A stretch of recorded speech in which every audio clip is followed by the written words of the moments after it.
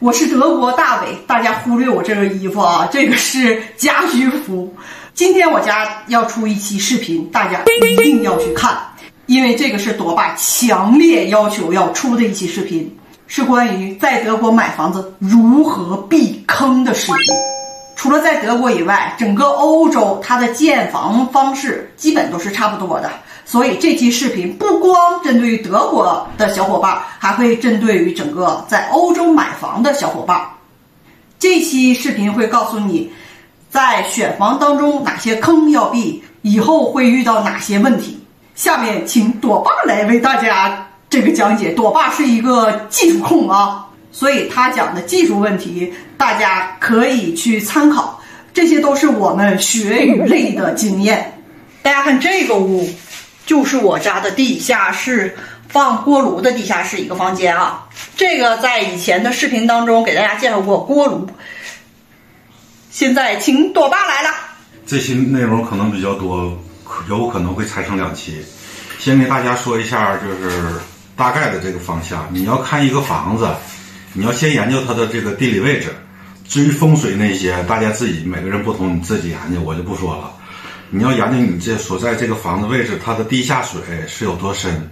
比如说我这个所说的位置，我这地下水是地下60米，那样说将来会比较好一些吧。还有你这个海拔是多少，然后你附近这个土质的是什么样的土，如果是不是粘土啊，粘土将来它是不含水的，就是它会把水排出来，你就可能地下室会受不了，或者你房子会受不了。还有是不是在山上啊、山坡上啊，周围植被怎么样啊，周围是否有河呀，这些都是你要考虑的。还有就是附近的医院啊、学校啊、超市啊，这些大家自己去考虑，我就不给大家介绍了。我今天给大家介绍就关于技术方面，你开一房子，你要注意哪些方面，或将来你要遇到哪些问题。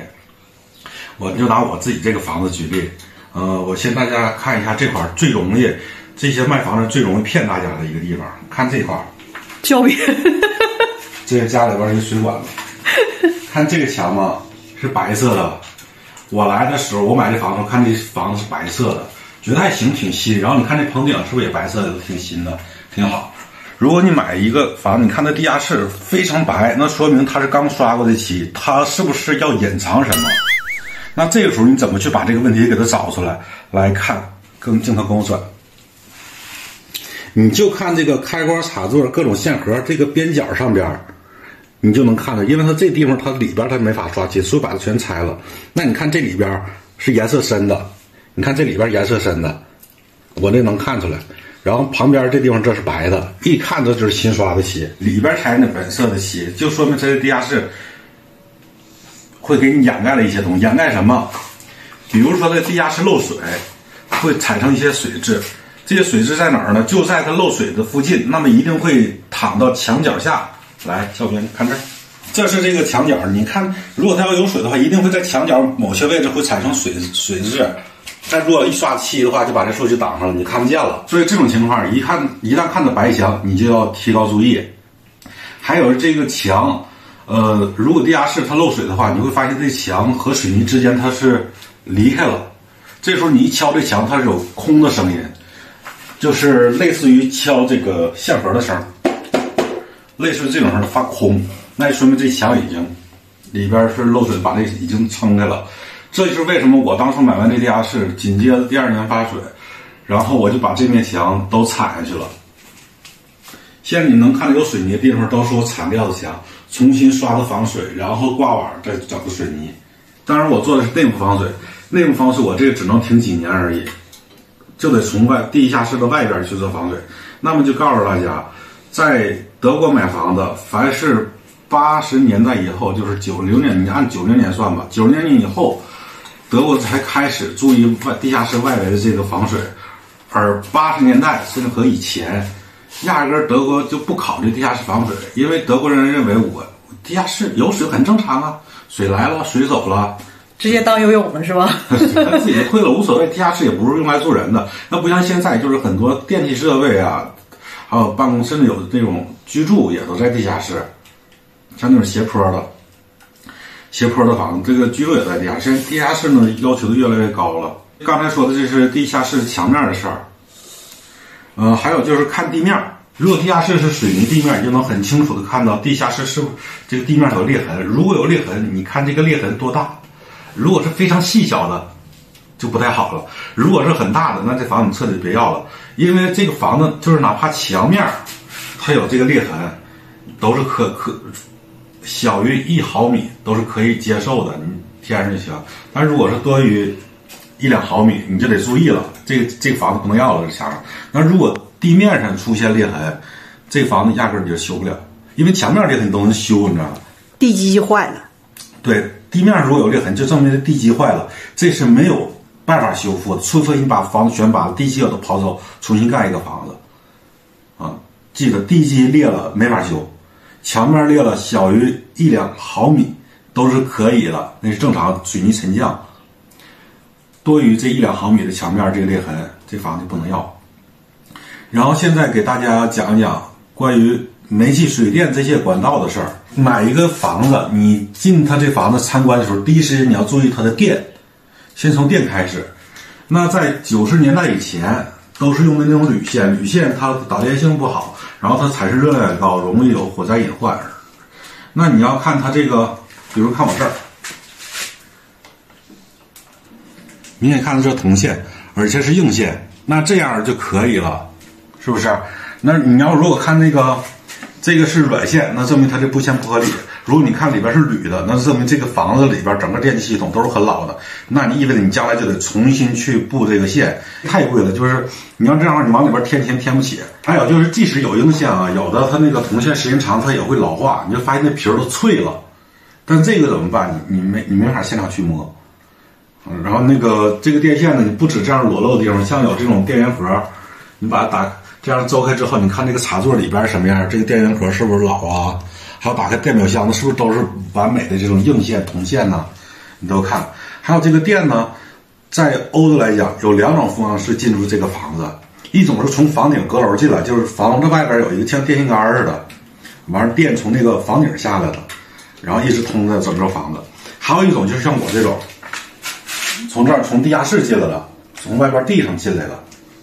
那这2种哪个好？我推荐从地下室进来这种。从房子上面进来，有咱们外界这个房子上面保证是那个没有下边地下这个稳定，而且你要是房子上面如果产生将来有一些什么电着火什么，我也觉得比较危险什么的。反正我推荐是从这种，而且楼上这样的话，你楼上你房顶你少一个进入这房子的点嘛，将来漏水方面也会少一些。反正我是不喜欢你楼上那个电线杆的。电说完了，说水。在德国要想建一个房子，给你颁发许可证，是必须有这个上下水各种管井都配备齐全，才允许你在这盖房子。那其中说到这个水都是从地下室进来的。看这就是这个地下室进水管从外边进来的，看这个管子了吗？大家有专业能看到，这个是开太管。我这根管子不好，开太管它有一个弱点，就是它在接头的地方是容易损坏的，就是它时间长氧化了。一般来说不到10年，这个接头就完了。我现在这个开太管我也没有办法，这主体进水管。那还有一种这个水管呢，就是这种 PVC 的，我比较喜欢这种，因为毕竟塑料的嘛，就它这个挺年头上100年都没事儿。就是你的胶边是吧？其实我比较喜欢这种塑料的。还有一些进水管是老式的那种铸铁的，来我给大家看一下。你看我这个部分，我这房子有一部分像这样是铸铁的这种水管子，这种就是比较老的了。像我这一部分，这也都是开太管，像这一部分这也都是开太管进来的，这个接头将来就容易坏。还有这种铸铁的，时间长锈死了，或者反正这种也不是特别好。我现在那边已经有那个水龙头那个水管接口，那阀已经锈死了，然后一拧还拧坏了。就这种铁的也不是特别好。德国也有用铜管作为上水的水管，我不太信任金属，我还是推荐这种那个塑料管的。还有就是下水管，下水管我推荐大家不选那种铸铁的，因为铸铁那种太老式了。一般新的都是用的这种 PVC 的管子，它会挺的时间比较长。如果你看这房子里是 PVC 的这种管子，那就是比较新的，它下水比较好。之前跟大家说这个地面的问题，我这个屋子铺的瓷砖，当时我看的是就是中间高4圈低，它就是被水拱起来，而那阵儿我不知道，直到发大水那天，我发现地面已经高出一大包了。大水退去之后，若干天之后，它这个都下去了。所以说现在地面啥样我也不知道。我觉得我这地基应该还是没什么问题，但是这个瓷砖却拱起来了。要想看底下就得把瓷砖全刨了。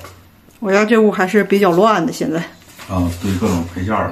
看这前面用木头都包起来了，具体墙里边什么样看不着。那买这样房子的时候，这些地方都属于盲区，你就不知道。如果你进去一个地下室，最简单的，你首先能闻到发霉的味儿，证明你得注意了。如果发霉的味儿比较淡一些，因为毕竟地下室嘛，要淡一些，那还比较好一些。接下来就是锅炉采暖的问题。德国有法律规定，你刚买来的这个房子，原来的它锅炉系统如果是老式的，你要把它拆掉。什么样是老式呢？老式的就是烧柴油的这种机器，那种机器其实比较便宜，它也是政府不让用的。那这一套系统，如果像我这种木质颗粒的，只换这屋里边的管道和机器这部分，我一共花了大概4万块钱左右欧元。那如果照正常报价啊，2-3年前那是4万5，我这花4万都算便宜的了。现在安装这一套东西一定会更贵，因为现在通货膨胀嘛。现在德国政府推荐的是热泵，如果你这房子是热泵，那好，你捡着了，你这省心了。还有 gas， 如果你这房子是 gas 系统，那其实也挺好，因为 gas 所有这些取暖的里边，它的成本最低，因为它安装成本最低，维护成本也低，还省地儿省空间。就一个小的罐儿，对，它那东西多大？我跟你说，就是能相当于看这个壁挂的小棍儿，大不了多少。没比这还小，其实就这么大，就跟咱们中国那家里以前老式那种煤气热水器一样，然后旁边配一个小罐子，这小钢瓶也不大，就跟上边我吊起来那个小高压瓶跟那是一样的，就那么大。gas 其实是最好的，我认为是最好的。hose pellet 如果它原先就是这个 hose pellet 这种机械，那也行。那如果是柴油的，你就必须得换。还有夜间木材加热炉、电加热等等的那些就不用考虑了，你一定会换这套系统。如果房子里边没有布现成的管道和暖气等等啊，你都要重新铺，那钱就更贵了。所以说采暖系统这是一个隐含的项，也就是说你买这房子，接下来你面对第一个问题就是你是不是要更换你采暖。今天朵爸讲的就是在购买房子之前，地下室以及房子的基础设施如何避坑。下期咱们讲的是阁楼在买房时候如何避坑，咱下期再见了，拜拜。